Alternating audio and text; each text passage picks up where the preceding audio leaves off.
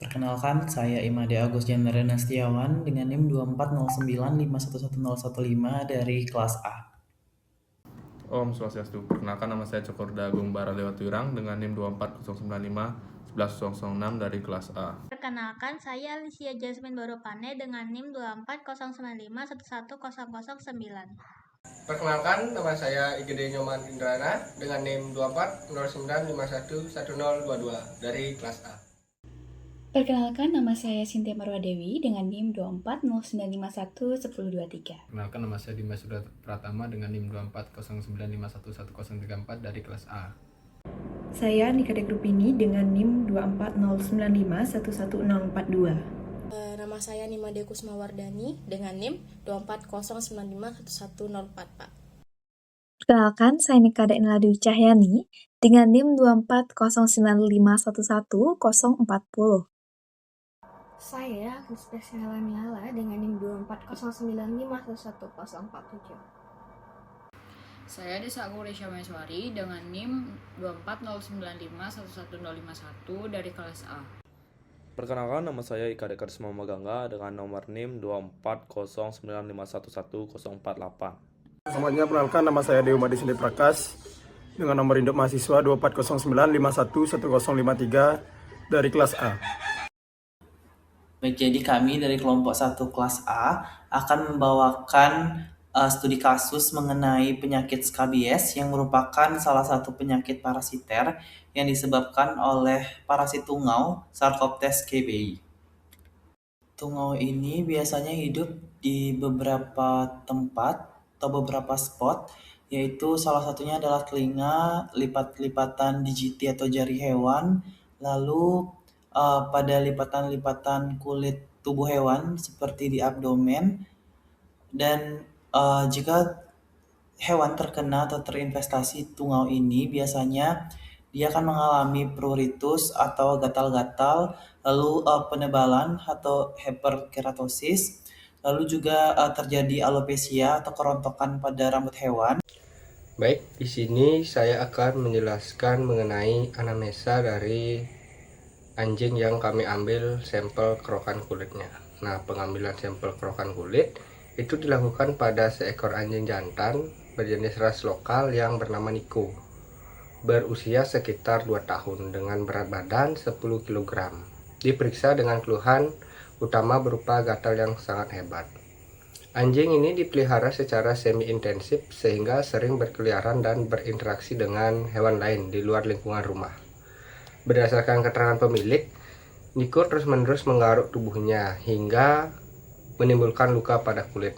Nah, hasil pemeriksaan menunjukkan kondisi tubuh yang ideal dengan body condition score atau BCS sekitar 6. Nah, pada pemeriksaan klinis ditemukan beberapa lesi kulit berupa papula erythematosa atau kemerahan serta krusta tebal berwarna kuning kecoklatan pada beberapa bagian tubuh. Baik, di sini saya akan memaparkan tujuan dari praktikum yang telah kami laksanakan. Yang pertama yaitu untuk mengidentifikasi parasit Arthropoda microscopis. Kemudian untuk mengetahui cara mengambil sampel Arthropoda microscopis, dan yang terakhir yaitu untuk mengetahui gejala klinis yang disebabkan oleh Arthropoda microscopis. Adapun alat dan bahan yang digunakan yaitu ada alat blade, yang dimana blade ini digunakan untuk mencari sampel kerokan kulit. Ujung yang runcing dan tajam sehingga memudahkan saat proses pengambilan sampel dengan cara mengerok pada lesi di kulit. Ada sampel kerokan kulit yang merupakan bahan krusial dalam mendiagnosis ektoparasit. Kerokan kulit yang ideal itu mengandung sedikit serpihan epidermis, kerak lesi, dan juga sedikit kontaminasi dari sel darah merah saat melakukan kerokan pada lesi. Baik, bahan selanjutnya adalah KOH dengan konsentrasi 10%, di mana KOH di sini berfungsi sebagai agen penjernih, yang dimana cairan tersebut akan melarutkan kerak-kerak dan juga sel-sel kulit mati yang akan memudahkan melakukan pengamatan di bawah mikroskop. Baik, untuk bahan selanjutnya ada entelan, merupakan cairan perekat antara cover glass dan juga objek glass, yang akan melekatkan secara permanen. Cairan ini tidak akan mengganggu pengamatan saat melakukannya di bawah mikroskop karena Baik, pada memiliki kesempatan kali ini indeks saya akan bias sama menjelaskan seperti alat kaca. dan bahan yang digunakan dalam praktikum identifikasi penyakit skabies pada anjing. Baik, alat yang pertama yang digunakan adalah mikroskop. Mikroskop merupakan alat optik yang berfungsi untuk memperbesar objek yang berukuran sangat kecil sehingga dapat diamati dengan jelas. Dalam praktikum ini, mikroskop digunakan untuk mengamati tungau penyebab skabies yang terdapat pada sampel kerokan kulit. Cara penggunaannya dimulai dari meletakkan mikroskop di atas meja yang datar dan stabil, selanjutnya putar revolver hingga lensa objektif dengan pembesaran terendah yaitu 4 kali atau 10 kali berada tepat di atas preparat. Setelah itu, atur pencahayaan agar objek terlihat dengan jelas. Preparat kemudian diletakkan pada meja preparat dan dijepit agar tidak bergeser. Gunakan pemutaran kasar untuk menemukan objek. Kemudian gunakan pemutaran halus hingga gambar tampak fokus dan jelas. Jika diperlukan pembesaran yang lebih tinggi, putar revolver ke lensa objektif berikutnya dan fokuskan kembali menggunakan pemutaran halus. Masuk ke alat yang kedua adalah cawan Petri atau Petri dish. Cawan Petri digunakan sebagai wadah untuk menampung sampel kerokan kulit sebelum dilakukan pemeriksaan lebih lanjut. Penggunaannya cukup sederhana, yaitu sampel diletakkan di dalam cawan Petri yang bersih, kemudian cawan ditutup kembali agar sampel tidak terkontaminasi oleh debu atau mikroorganisme dari lingkungan. Pemeriksaan skin scraping pada sampel kulit anjing yang mengalami gejala skabies ditemukan adanya tungau Sarcodes scabiei vulgaris sebagai agen penyebab penyakit skabies.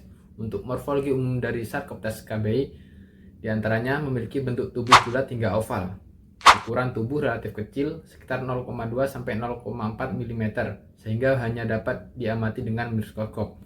Untuk warna tubuh putih transparan, memiliki 4 pasang kaki yang pendek.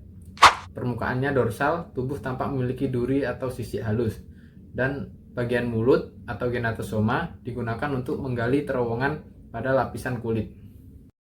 Skabies atau sarkoptik mangi pada anjing adalah penyakit kulit parasitik yang bersifat sangat gatal atau pruritik dan juga dapat menular. Penyakit ini disebabkan oleh infestasi tungau Sarcoptes scabiei varietas canis yang membuat terowongan pada lapisan epidermis kulit. Nah, penyakit ini terutama menyerang anjing domestik atau Canis lupus familiaris sebagai hospes utama. Meskipun dapat juga menginvestasi Canidae lain seperti rubah dan serigala, serta bersifat zoonosis sementara pada manusia. Predileksinya terdapat pada bagian tubuh yang berambut tipis seperti tepi daun telinga, siku, tarsus, ketiak, dada, dan abdomen ventral, kemudian dapat juga menyebar ke seluruh tubuh pada investasi yang berat. Nah, penyakit ini ditandai oleh pruritus, alopecia, eritema, pembentukan krusta, dan penebalan kulit akibat respon inflamasi terhadap keberadaan tungau di dalam kulit. Siklus hidup dari tungau Sarcoptes scabiei ini dimulai dari proses perteluran. Tungau betina akan menghasilkan sekitar 2-3 telur per hari saat menggali ke dalam kulit di bagian epidermis. Nah, di dalam terowongan tersebut, larva akan menetas dan bermigrasi ke permukaan kulit. Selanjutnya, larva akan masuk ke dalam stratum corneum dan membentuk terowongan pendek yang disebut dengan molting pouch. Selanjutnya, larva ini akan terus berkembang di dalam molting pouch tersebut hingga mencapai fase dewasa. Untuk morfologi dari larva tungau sendiri itu dia memiliki 3 pasang kaki, berbeda dengan tungau dewasa yang nantinya akan memiliki 4 pasang kaki. Nah, fase larva ini berlangsung sekitar 3-4 hari. Lalu larva akan molting atau berganti kulit dan berkembang menjadi nimfa atau tungau remaja. Tungau remaja ini sudah memiliki 4 pasang kaki. Selanjutnya, tungau remaja ini akan berkembang menjadi tungau dewasa yang sudah siap untuk bereproduksi. Nah, Di sini, tungau jantan akan keluar dari molting pouch-nya dan masuk ke dalam molting pouch betina dan perkawinan pun terjadi. Tungau betina ini cukup untuk kawin 1 kali saja dan dia akan terus fertil sampai seumur hidupnya. Selanjutnya, tungau betina yang sudah fertil itu akan meninggalkan molting pouch-nya dan kembali ke permukaan kulit, lalu membuat terowongan secara permanen agar dia bisa terus melepaskan telur seumur hidupnya. Dampak investasi berat Sarcoptes scabies meliputi gatal yang sangat hebat dan terus-menerus, kerontokan rambut yang luas, serta penebalan kulit dengan pembentukan kerak tebal. Kondisi ini menyebabkan peradangan kulit yang parah dan sering disertai infeksi bakteri sekunder. Selain itu, hewan dapat mengalami penurunan berat badan, anemia, penurunan produktivitas, dan penggangguan sistem imun. Pada kasus kronis atau tanpa penanganan yang tepat, investasi berat dapat menyebabkan kematian. Baik, untuk pengobatannya yaitu ada yang pertama untuk pemilihan utama terapi antiparasit. Yang pertama ada isozazolin oral atau obat kunyah modern seperti avosoliner atau saroliner yang bekerja sistematis, cepat sembuh tungau saat menghisap sirkulasi darah kulit.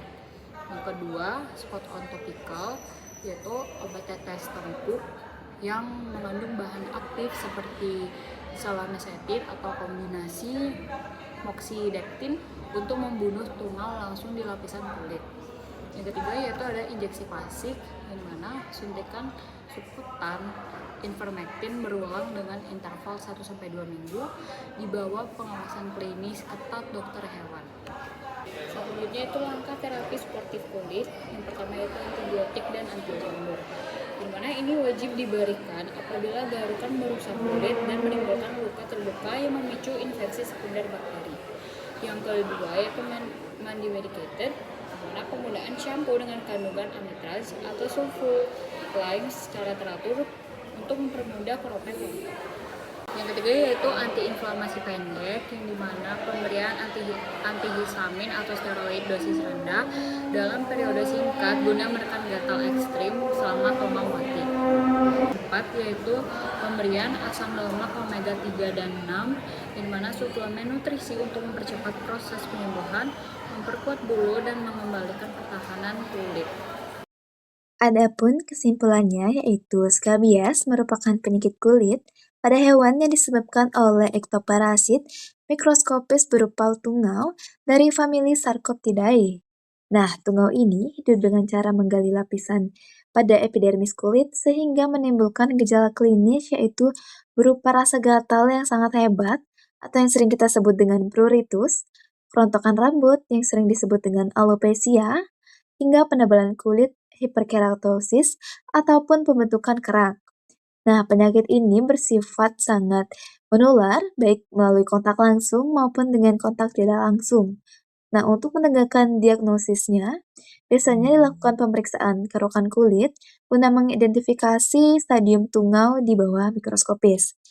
Nah, penanganan skabies dapat dilakukan melalui pengobatan, menggunakan antiparasit, serta didukung oleh tindakan pencegahan berupa sanitasi kandang, manajemen pemeliharaan yang baik hingga pengobatan dini, dan pemeriksaan kesehatan kulit secara rutin dan juga berkala.